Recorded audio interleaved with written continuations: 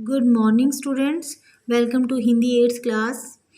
उम्मीद है बच्चों आप सभी घर में सुरक्षित हैं और अपना ध्यान रख रहे हैं।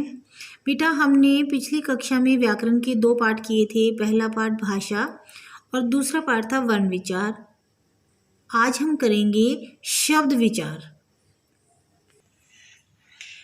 हम अपने मन के भावों की अभिव्यक्ति और विचारों का आदान प्रदान भाषा के माध्यम से करते हैं। भाषा वाक्यों से बनती है। वाक्य सार्थक शब्दों के व्याकरण के नियमों के अनुसार व्यवस्थित होने से बनते हैं। शब्द वर्णों के उचित संयोजन से बनते हैं। वर्ण ध्वनियों के मेल से बनते हैं। आइए भाषा के सोपान को समझें। भाषा के सोपान को समझने का मतलब यह है बेटा कि हमने पहले जो अपने मन के विचारों को आपस में आदान प्रदान करने को भाषा कहा है, और भाषा कैसे बनी, कैसे उसको शब्दों को बनाया, व्याकरण के नियम लगाए। देखो बेटा हमने वर्ण है, यहाँ पर देखिए आप, जैसे हमने वर्ण संयोजन किए थे, भ जमा अ, र जमा अ, त जमा अ। तो ये हमने जब इनको वर्ण संयोजनों को इनको जोड़ा तो हमारा क्या शब्द बना, भारत बन गया ना। इसके बाद बेटा हमने इन शब्दों को ना यहाँ पे रखा है, देखो भारत, इनको संयोजन यानी एक लाइन में लगाया तो है, माता जय भारत की हो, परंतु ये उच्चारण में सही नहीं लग रहा, इसलिए हमने व्याकरण के नियम लगाने हैं और इनको हमने जब सही ढंग से लगाया, भारत माता की जय हो, तो जब ये शब्द एक संयोजन होकर एक पंक्ति में सही ढंग से लग जाते हैं तो उसे हम पद कहने लग जाते हैं। इस शब्द को फिर ये पद कहते हैं और फिर ये एक सही वाक्य बनाता है, भारत माता की जय हो। कुछ शब्द ऐसे होते हैं जिनमें केवल एक वर्ण होता है, जैसे अ, ए, ओ, न, व। ये सार्थक शब्द होते हैं। सार्थक यानी जिनका अर्थ निकले कुछ। कैसे, यहाँ पर उदाहरण देखो बेटा, क जमा ई जमा त जमा आ जमा ब जमा अ। अब ये 6 वर्ण हैं, इनको जब हमने जोड़ा तो क्या बन गया, किताब, अर्थ निकलता है किताब का। इसी तरह हमने 4 वर्ण यहाँ जोड़े तो सेब बन गया।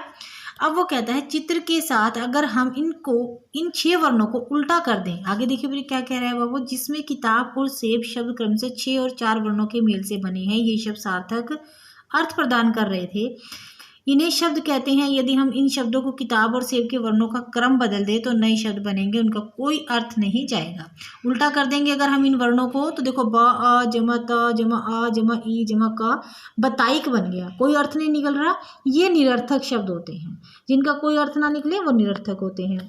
अब आपको शब्द पता लग गया, एक या अनेक वर्णों के मेल से बनी स्वतंत्र एवं सार्थक भाषिक इकाई को शब्द कहते हैं। यही आपको यहाँ पर दोहराया गया है कि वर्णों के संयोजन बनते हैं। भाषा की स्वतंत्र इकाई होती है। वृक्ष स्वतंत्रता शब्दों को जोड़कर बनते हैं। सार्थक इकाई यानी जिनका अर्थ निकलता है। पद जब वो वाक्य में शब्द लग जाते हैं, वाक्य बनाते समय उन्हें हम पद कहते हैं। शब्द और पद, शब्द भाषा की स्वतंत्र इकाई है, किंतु जब वाक्य में प्रयुक्त होते हैं तो उन सभी शब्दों को मूल रूप में प्रयुक्त नहीं किया जाता, उनमें कुछ प्रत्यय जोड़े जाते हैं। इन प्रत्ययों से युक्त शब्दों को ही पद कहते हैं। आइए समझें कैसे। लड़की सुंदर वस्त्र खरीद शब्द हैं जिनसे इस प्रकार के वाक्य बनते हैं। देखो ये शब्द हो गए हमारे, लड़की ने सुंदर वस्त्र खरीदे, लड़कियों ने सुंदर वस्त्र खरीदे। अब ये जो शब्द थे ये हमने जब वाक्य में लगा दिए हैं तो वो क्या कहता है कि वाक्य में उपसर्ग, प्रत्यय, लिंग, वचन और कारक के कारण शब्द का रूप बदल गया। हमने कारक लगाया ना बेटा, ने, आपको पता है कर्ता ने, कर्म को करण से, तो ये हम जब वाक्य बनाते हैं इनमें जब प्रयुक्त कर देते हैं तो फिर वो क्या हो जाता है, हमारा कारक शब्द का रूप लगाकर वह वाक्य सही बन जाता है। व्याकरण के नियमों से बंधे वाक्य में प्रयुक्त शब्द ही पद कहलाते हैं। व्याकरण यानी सही ढंग से हमने लिंग लगाया है, वचन लगाया है, प्रत्यय उपसर्ग का ध्यान रखा है, उन सबको एक व्यवस्थित ढंग से लगाकर ही हमने व्याकरण के नियमों से जब एक वाक्य बनाया है तो वह पद कहलाता है। वाक्य पदों के मेल से बनते हैं, शब्दों से नहीं।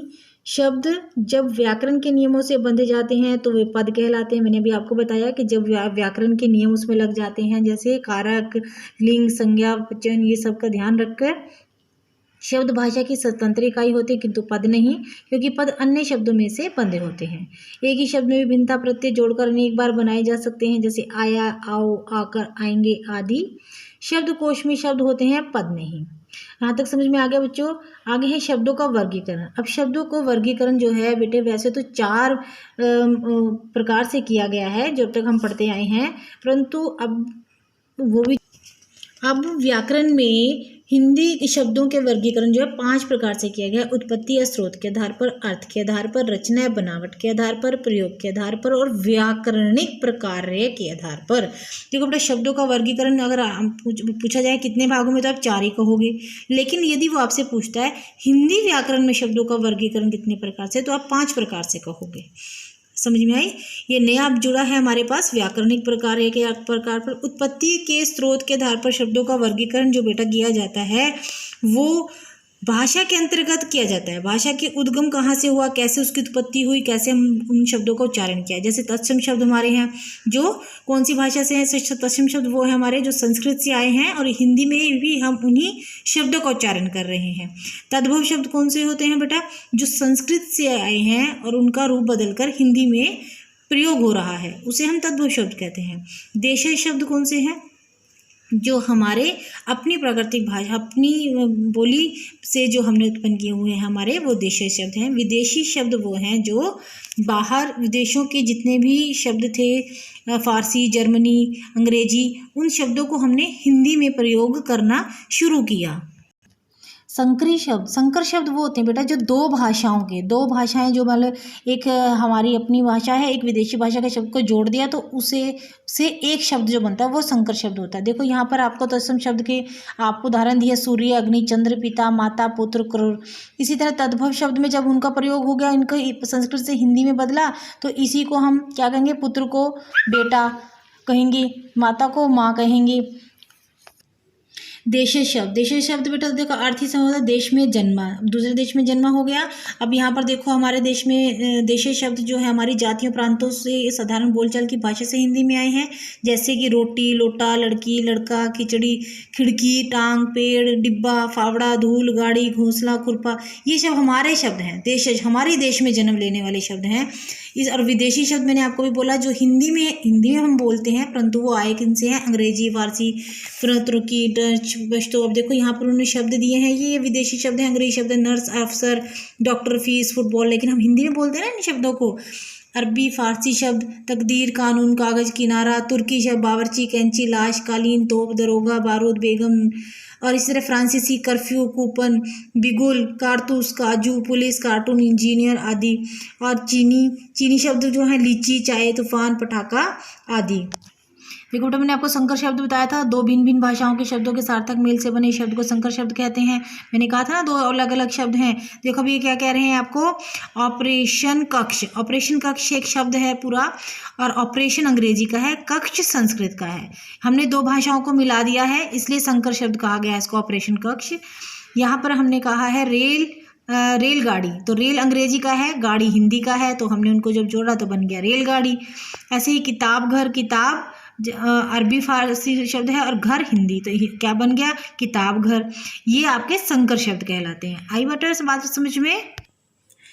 अब बेटा हम करेंगे दूसरा पार्ट उत्पत्ति के आधार पर। तो आपको समझ में आ गया कैसे उत्पत्ति शब्दों की हुई, वाक्य हमने कैसे बनाने सीखी। अर्थ के आधार पर भी शब्दों का वर्गीकरण, यानी उन शब्दों का अर्थ क्या होता है। मैंने आपको पहले बताया था निरर्थक शब्द, जिन शब्दों का कोई अर्थ नहीं निकलता उन्हें निरर्थक शब्द कहते हैं। कई बार ये शब्द सार्थक शब्दों के पीछे जुड़कर उनका अर्थ विस्तार कर देते हैं, जैसे रोटी शोटी खा लो, फिर डांस वांस करेंगे, बल्ले बल्ले भाभी जी, नए नए सूट शूट, गहने वहने, कोई लॉटरी शॉटरी लगी है। देखो पहले शब्द का तो अर्थ होता है लेकिन दूसरे शब्द का कोई अर्थ नहीं होता, इसलिए हम कहते हैं कि कोई अर्थ नहीं निकलता, लेकिन फिर भी वो कई बार सार्थक शब्द के साथ बोले जाते हैं। सार्थक शब्द कौन से होते हैं, जिन शब्दों का कुछ ना कुछ अर्थ निकलता है उन्हें हम सार्थक शब्द कहते हैं, जैसे मनुष्य, चिड़िया, बस, कपड़े इत्यादि। समझ में आ गया बेटा निरर्थक और सार्थक में क्या अंतर है। इसके बाद सार्थक शब्दों के पुनः 6 उपभेद बताए गए हैं। एक क्या है वो उपभेद बेटा, देखो आपके सारे पाठ आते हैं, ये आपने सब किया है। एकार्थी शब्द, समानार्थी, पर्यायवाची शब्द, समरूपी, स्मृतार्थी, भिन्नार्थक शब्द, अनेकार्थी शब्द, विपरीतार्थक शब्द, अनेक शब्दों के लिए एक शब्द। एकार्थी शब्द वो होता है बेटा जो सदैव एक सा ही रहता है, उसका कोई बदलाव नहीं आता। कहते सूर्य, पहाड़, कमरा, शत्रु, मित्र, घर, पेड़, हाथी, ईश्वर आदि एक ही रहते हैं, इनमें कोई बदलाव नहीं आता। अनेकार्थी शब्द ऐसे होते हैं जिनके एक से अधिक बार प्रयोग करने अनेकार्थी शब्द निकलते हैं, जैसे अंक है, अंक को हम गिनती भी कहते हैं, भाग भी कहते हैं, नाटक का अध्याय भी कहते हैं और भाग भी कहते हैं। देखो बेटा विपरीतार्थक शब्द आपको पता उल्टे होते हैं, जिनका अर्थ उल्टा निकले वो विपरीतार्थक शब्द कहलाते हैं, यानी विलोम शब्द कहलाते हैं। प्रेम यानी घृणा, अनुराग, विराग, शयन, जागरण, अपना, पराया। इसी तरह से समरूपी, श्रुति, भिन्नार्थक शब्द होते हैं। ये वो शब्द हैं बेटे, ऐसे शब्द जो उच्चारण करने में एक जैसे लगे परंतु उनका अर्थ अलग अलग होता है बेटा।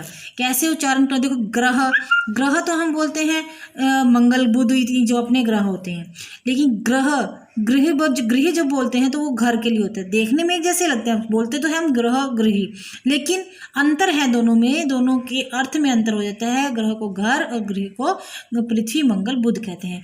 कर्म, काम, क्रम, सिलसिला, यानी एक निरंतर चलने रहना। अनेक शब्दों के लिए एक शब्द आपको सबको पता है। अनेक शब्दों के लिए एक शब्द यानी जैसे जो चित्र बनाता है चित्रकार, जिसकी कोई कीमत ना हो, अमूल्य। यानी अनेक शब्दों के लिए एक शब्द का प्रयोग किसके अंदर आ जाता है? आपका अर्थ के आधार पर जो भेद आपके हैं उसमें।